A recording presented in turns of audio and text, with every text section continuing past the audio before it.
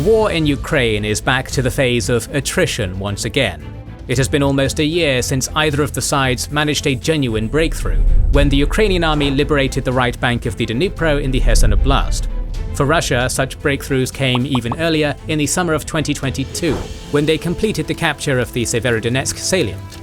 Who is going to prevail in this battle of attrition? And how are the sides going to adapt to the new challenges they are facing in this war? We're going to talk about this and other main events of the war in Ukraine in the second half of September. Winter is on the way, and just as military planners must account for long hours of darkness in the global north, so should you. Introducing the highly visible Hyperlime collection from our sponsor Ridge at ridge.com/kingsandgenerals. This is a new range of Ridge products decked out in the unique fluorescent yellow found in high-performance equipment, which makes sure it doesn't go unseen, day or night. The centerpiece is the famous Ridge Wallet, a simple, effective and reliable way to carry up to 12 cards, and with the Hyperlime variant it's that much harder to lose. With its scratch-resistant case and RFID blockers, it keeps your cards and the data they carry safe. And give your keys the same treatment with the Hyperlime Ridge Keycase, a sleek little hideaway for up to 6 keys that totally surpasses the usual bundles of keyrings you're expected to carry around. These everyday upgrades come with a 99-day money-back guarantee, so even if you don't prefer them to your current setup, you can go back for free. And if you like them, you can keep them around forever thanks to Ridge's lifetime warranty. Check out the whole collection at our link below, ridge.com/kingsandgenerals. And to top it all off, use our code kingsandgenerals to get a 10% discount off your order. The changes on the ground in terms of advances on the battlefield have been minimal in this period. Following the liberation of Andriivka on the southern flank of the Bakhmut section on September 14th, the Ukrainian army continued to press on. On September 17th, they took back Klishchiivka after several weeks of heavy fighting. President Zelensky congratulated the Lyut Assault Brigade and the 5th, 80th and 95th Air Assault Brigades for their role in this operation. According to Russian sources, the Russian command ordered counterattacks to recapture their lost positions in Andriivka, but this was done without proper artillery preparation, leading to only further losses. Since then, the Ukrainian units have pushed back Russia beyond the railway on the south flank of Bakhmut, effectively cutting the route connecting Holivka and Bakhmut. On the Zaporizhian front, Ukraine continued expanding the Robotyne salient to the south, towards Novopokropivka, and to the east towards Verbove. Earlier, there had been reports about deploying the 7th and 76th Airborne Divisions to this area to stall the Ukrainian advance. Although on paper the airborne forces, known as the VDV, are the cream of the crop of the Russian army, by now they have lost many men. In August, the commander of the VDV, Mikhail Teplinsky, made a slip-up, saying that 8,500 of his men had been wounded in action in Ukraine. We can deduce the number of KIA among them is in the thousands. The VDV units have been replenished by poorly trained, mobilized soldiers, which makes these units less effective. Nevertheless, the Ukrainian progress in this section has been modest. Arguably the most notable success of the Ukrainian army on the Zaporizhia front in the second half of September was the armoured breach of the 1st Surovikin line near Verbove. We have previously assessed that the Ukrainian forward infantry units are already operating beyond the 1st Surovikin line, but the geolocated footage from September 21st shows Striker and Marder IFVs beyond it as well. This means that the Ukrainian infantry has sufficiently cleaned up the area to allow armoured vehicles to use this breach. But it does not mean that from now on the Ukrainian units in this area will definitely advance faster, because the Russians have built many defensive positions and fortifications beyond the first line as well. Observers talk about trenches and defensive positions in each tree line. Thus, this is not a major breakthrough, but an important development nevertheless. The Ukrainians have reached Verbove and Novopokropivka, and as of late September, these towns are contested. There are many videos of destroyed artillery and drone strikes in this section, which indicates a heavy battle of attrition going on. Ukraine is destroying more enemy equipment, which is proved by OSINT aggregators, including the Oryx blog. Furthermore, there are many reports of Russian counterattacks to retake lost positions, which exacerbate their losses. But the Ukrainians are the attacking side, therefore they are suffering inevitable losses as well. The HUR chief Kirilo Budanov admitted that Ukraine's losses have increased since the start of the counteroffensive, but claimed that they are still lower than Russian casualties.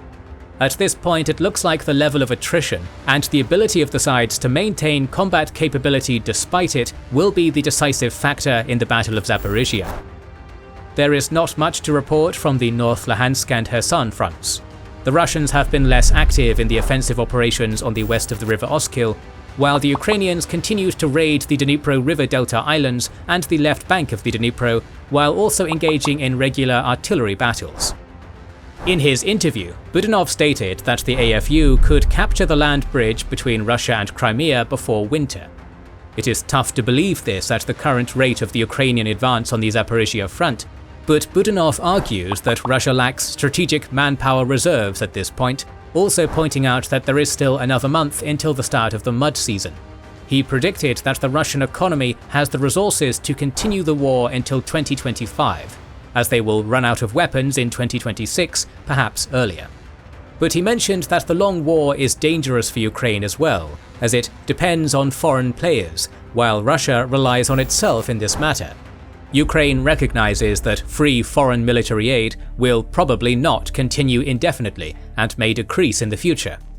The Ukrainian aid issue is becoming one of the central hot topics of the US presidential campaign, and even though bipartisan support to continue aid to Ukraine still exists, this may change if Trump or another Republican candidate suspicious of this policy comes to power.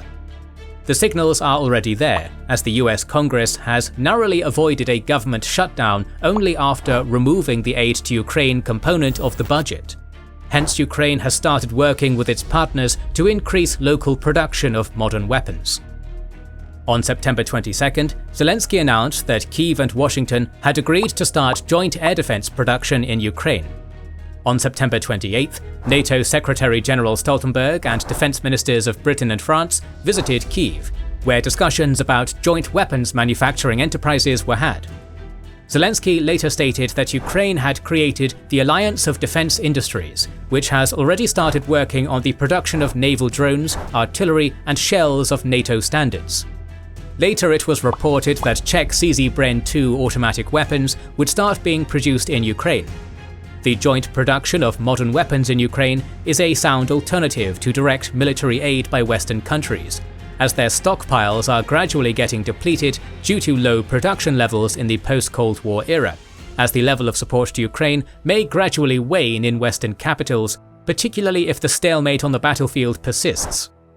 In his interview, Budanov also stated that HUR is preparing to resist and retaliate against Russia's potential winter aerial strike campaign against Ukraine's critical infrastructure. Few have any doubt that Russia will embark on this campaign as soon as the cold weather starts, and it will be interesting to see how Ukraine deals with this threat this time, given its much more advanced air defense capabilities. The retaliation that Budanov is talking about is probably related to increased sabotage attacks and strikes on Russian military assets in the rear. Ukraine continued conducting such operations in this period as well. On September 18th, HUR reported that unidentified saboteurs destroyed AN-148 and IL-20 airplanes along with a Mi-28H helicopter in the Moscow Oblast. On September 24th, the destruction of 5 vehicles in the Moscow and Kaluga oblasts was reported. There were also several notable strikes on Russian assets in Crimea in this period. On September 21st, the Ukrainians struck the command post of the Russian Black Sea Fleet in Verkhnezhadova in Crimea and the Saki airfield, damaging several Russian aircraft. The following day, they launched a devastating strike on the headquarters of the Black Sea Fleet in Sevastopol, in which several high-ranking Russian military officials were reportedly killed.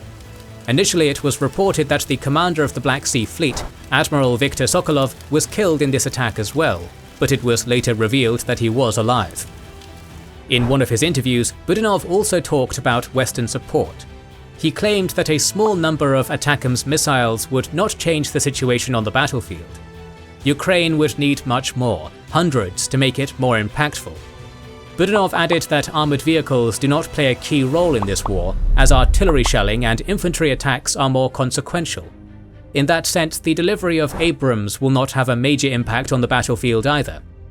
Indeed, many observers have stated that under current circumstances, both sides use drones to be aware of enemy movements at all times. You may want to send your tanks and armoured vehicles into a classic armoured attack, but the enemy drones will inevitably spot this and give your coordinates to their artillery. That is why tanks and armoured vehicles at this point have a function of secondary fire support from a distance, rather than acting as the main assault tool. The Ukrainian army attempted arguably only one truly armoured assault in the first days of the counteroffensive, which led to several destroyed and damaged tanks and armoured vehicles due to the aforementioned reasons. Recently, China imposed a ban on the export of its drones carrying cargo with the function of dropping or with the possibility of securing such a device, both to Ukraine and Russia.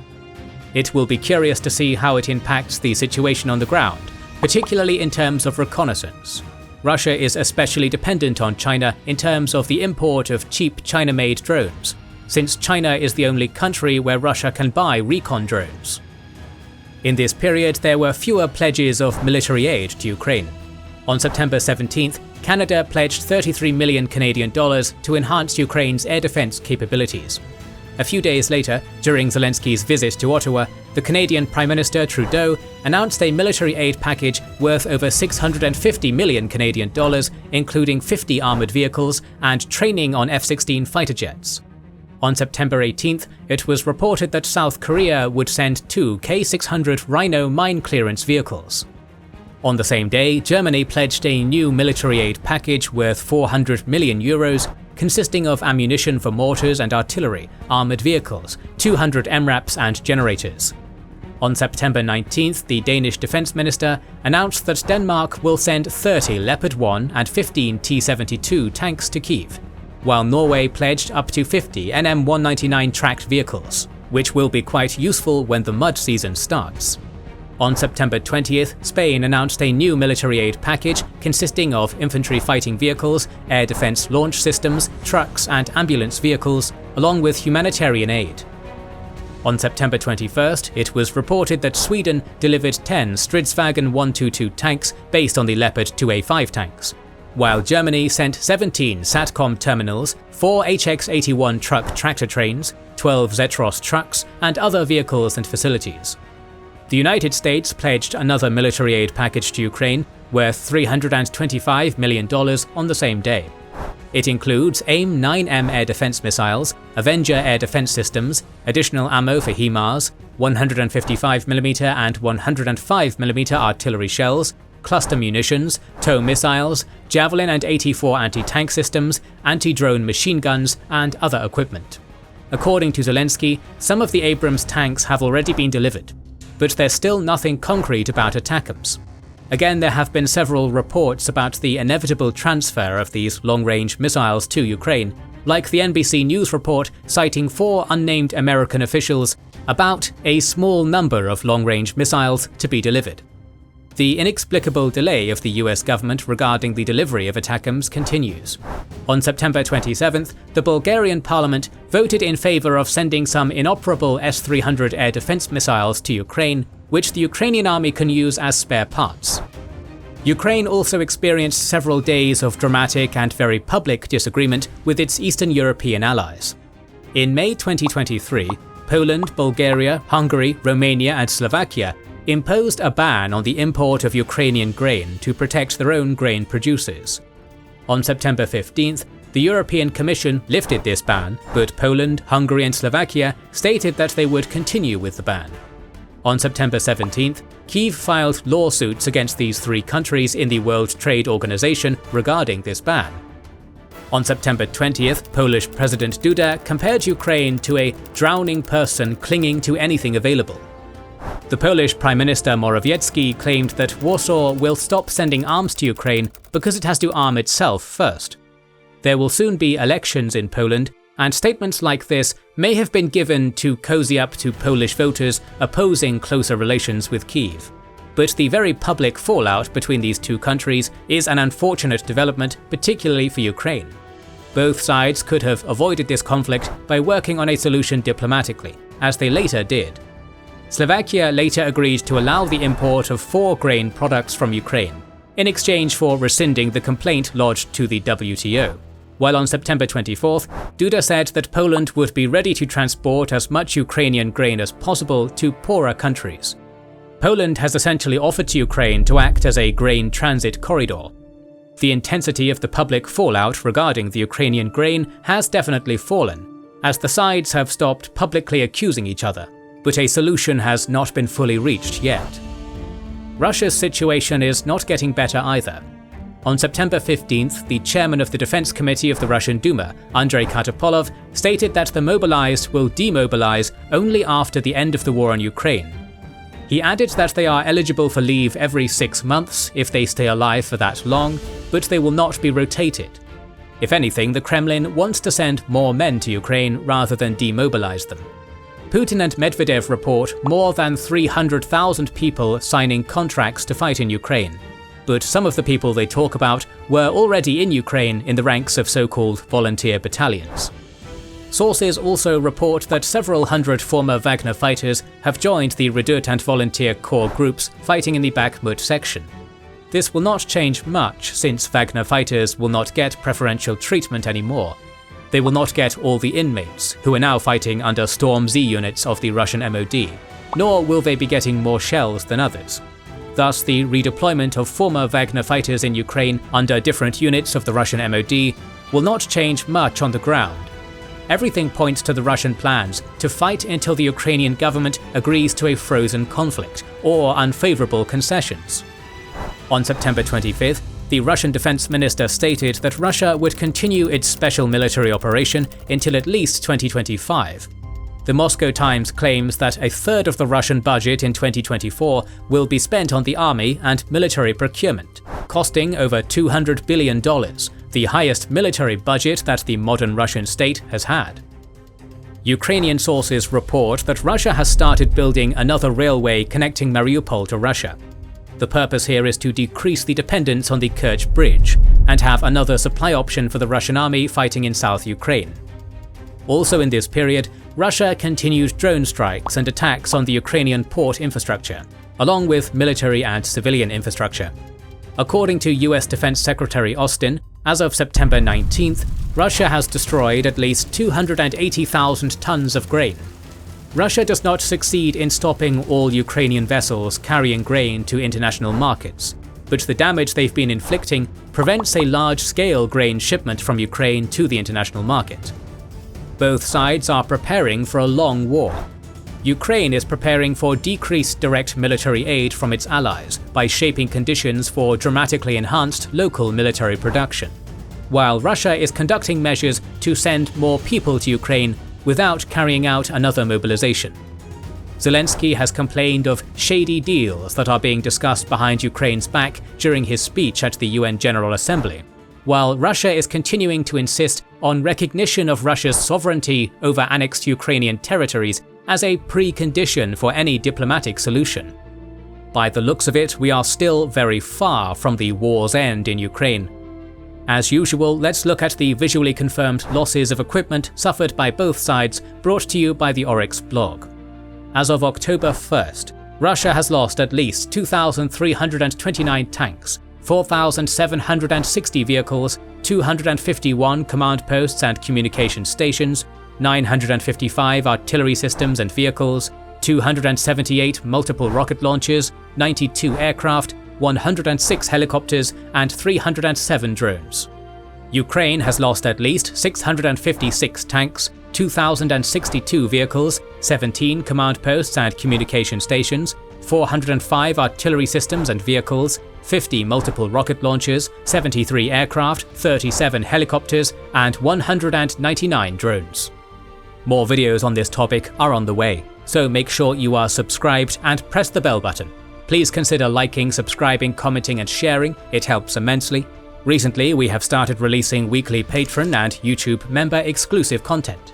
Consider joining their ranks via the link in the description or button under the video to watch these weekly videos, learn about our schedule, get early access to our videos, access our private Discord, and much more.